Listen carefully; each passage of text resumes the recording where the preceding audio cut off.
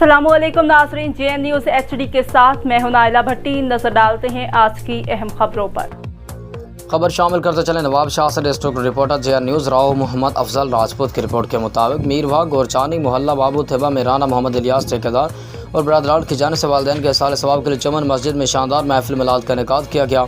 इस शानदार महफिल मिलाद में बड़ी तादाद में आशिकान रसूल ने शिरकत की।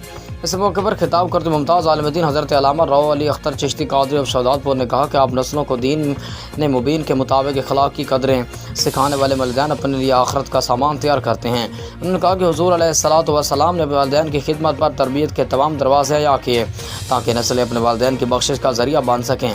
अल्लामा अली अख्तर चिश्ती कादरी ने मज़ीद कहा कि खुश नसीब हैं वो माँ बाप जिनकी औलाद हैं, उनके लिए जन्नत की दुआ करते हैं। इस तरह की महफिल सजाने वाले लायक तहसीन भी हैं। इस मौके पर शहदादपुर के शहर के मारूफ सना खान राव, वजाहत अली कादरी, यासिर पटेल और दीगर ने बारगाह रिसालत में हदिया अकीदत पेश किया। आखिर में मरहूमैन के लिए फातिहा ख़्वानी और दुआ मग़फ़िरत भी की गई।